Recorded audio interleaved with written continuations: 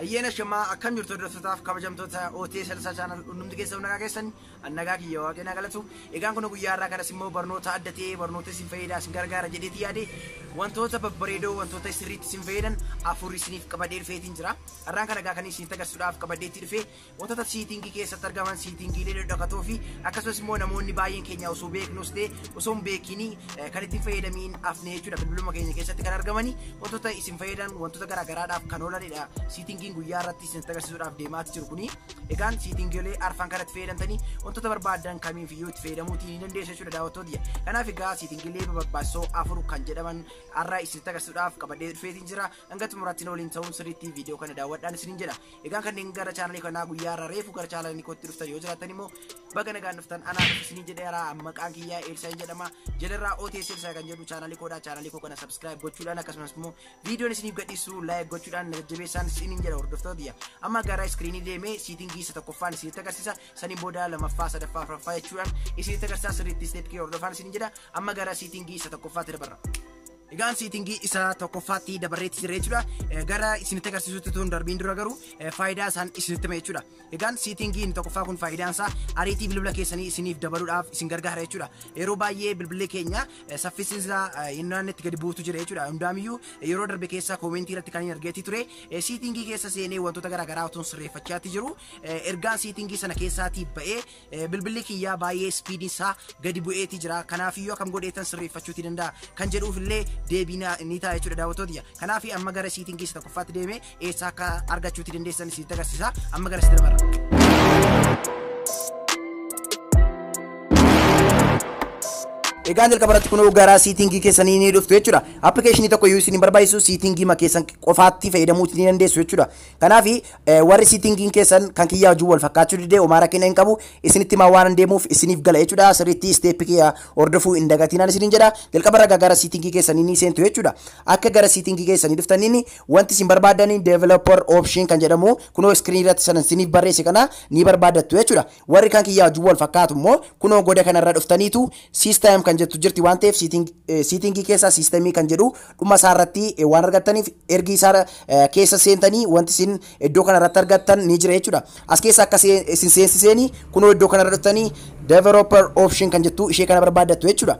Warri siitingiin keessan kan kiyyaa wajjin wal fakkaachuu didee kunoo developer option kan jedhu isa kanadha isa kana keessanii seentu jechuudha. Every developer option fayyaa masaama barbaadannee dhabne kan jettan yoo jiraatan immoo omaara kenna hin qabu developer option kana itti uummachuutii ni dandeessu akkamitti uummanna kan jedhuu fi kunoo about phone kan jedhu kana keessa seenuudhaani kunoo build number kan jedhu kana si'a torbaa wal faana ni cuqaastu jechuudha. Kunoo daddaftaniitu si'a torbaa kanarraa build number kan jedhurraa ni cuqaastu saniin booda salphaatti developer option isiniif baasa jechuudha. Amma gara developer option keenya ergidhanni wanti nu gochuuti qabnu kunoo as keessa akka nu seensiseen xiqqoo ishee gadi siqnaa jechuudha. Kunoo as keessa akka gadi siqneeni kunoo iddoo kanarratti Windows animation scale, transition animation scale, animator direction scale kan jedhu iddoo kanarraati tarraa'ee ni arganna jechuudha. Kanaaf ishee kana keessa seenuudhaan speed bilbila keenya akka inni ariifatu godhachuutii ni dandeenya jechuudha. Warri kana keessa seenuudhaan kanaan dura itti buutanii of jalaa balleessanii jirtan illee kanarra seenuudhaan sirreeffachuutii ni dandeessu jechuudha.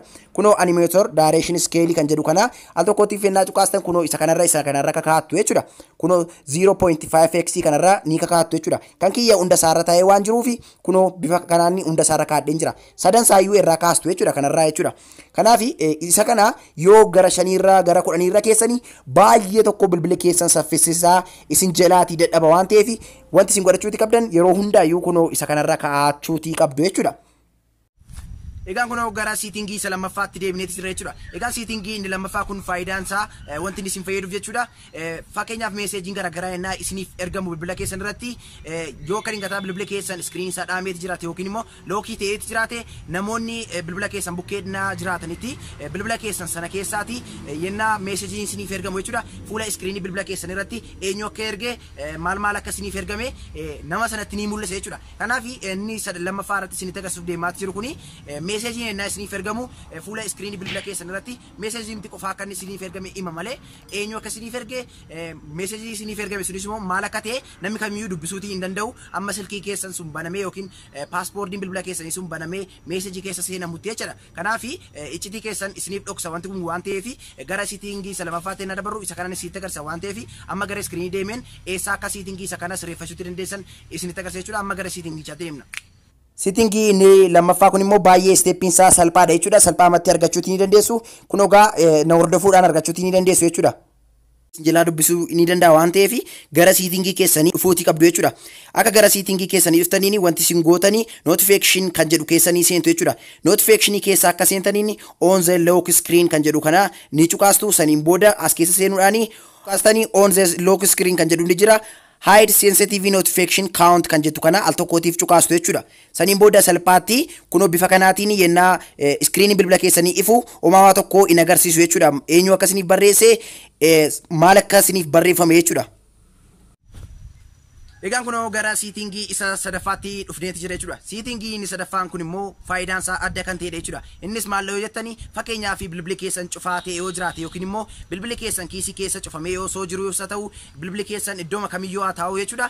Akka dingataa yoo suuraa tokko kaasuutii barbaadan yookiin immoo suuraa ariifachiisaa ta'e yookiin immoo sa'a sanatti battala sanatti daftanii suuraa kaasuutii yoo barbaadanii gana bilbila keessan bantanii paaspoortii guuttanii maal jettanii gana kaameraa keessa seenuurra saayitii battala wanta sana kaasuutii barbaadan yookiin immoo wanta ariifachiisaa ta'e sana yerooma sanatti kaasuudhaaf yoo barbaadanii bilbila keessanii allama qofaa daftanii jechuudha. Sekeendii muraasa gidduutti allama qofaa paawar batanii isaa yennaa isin allama wal faana tuqxanii akka inni dafee kaameraa isiniif banu kan godhudha jechuudha. Egaani battalumatti suuraa tokko kaasuudhaaf daftanii wanti isin gochuuti qabdanii paawar batanii yookiin immoo cuftuuf bantuu kan jennu sana jechuudha. Innaa isin allama cuqaastanii saniin booda gara kaameraatti ofiisaatiin isin dabarsa waan ta'eef qaxixaa yerooma sana suuraa barbaadan kaasuutii isin gargaaru jechuudha. Kanaaf eessa akka argattan dhaqeen gara siitingii keessa deemuudhaan isinitti agarsiisa. Amma gara sitti dabarra.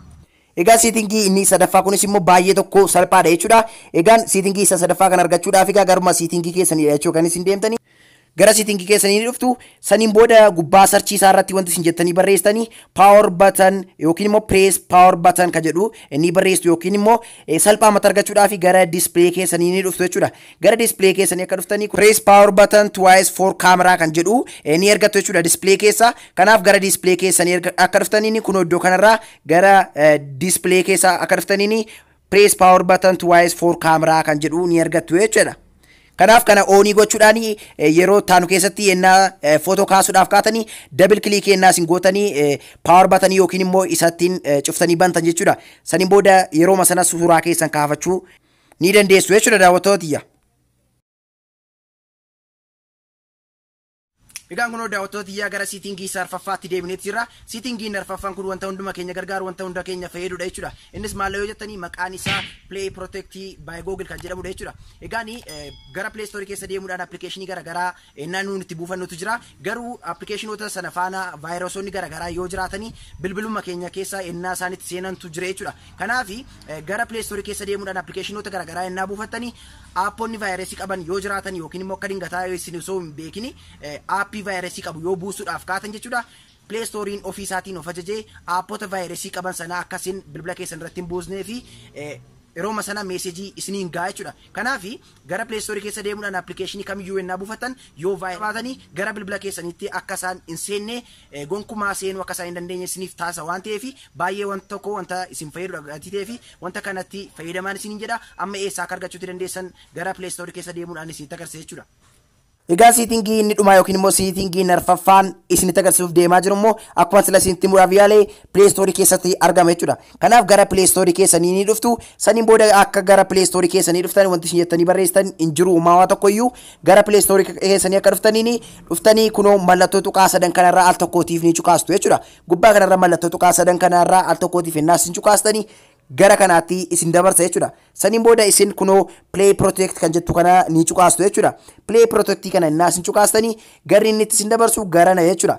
Ergi inni gara kanaatti isin fide yoo isiniif baase iddoo kanarratti isiniif baase yoo iddoo kanarratti isiniif fiduudhaaf baate immoo kunoo gubbaa kanarraa mallattoo siitingii waan jirtuuf ishee kanarraa cuqaasuudhaan argachuutti ni dandeessu jechuudha. Kanaaf ishee gubbaa kanarraa al tokkootiif ni cuqaastu jechuudha. Saniin booda innaa isin gara kana dabartanii scan device for security kan jedhu oonii ta'ee jira. Akkasumas immoo inni kunis oonii naaf ta'ee jira waan ta'eef improve harmful app detection kan jettu kana oonii godhachuutii qabdu jechuudha daawwattoota. Kanaaf kana lamaan iyyuu oonii godhadhaatii itti fayyadamaa. Innaa isin play store keessaa appilikeeshinoota garaagaraa daawunloodii godhattanii aappota bilbila keessan miidhuu danda'an aapponni baay'ee waan jiranii fi salphaatti kana oonii yoo isin godhatan aapponni kamiyyuu bilbila keessanii miidhan jechuudha daawwattoota. Kanaaf egaa guyyaa irraa kana barnoota kanadha kan isiniif qabadhee itti dhufe waan hanga xumuraatti obsaan wajjin ta'uudhaan nafaana barataniif galatoomaa isiniin jecha yeroo taanu keessa immoo barnoota kan biraan hanga deebinu yoo lagarutti nagaan naaf taraa isiniin jaaladha isiniin kabajaa. Ciao.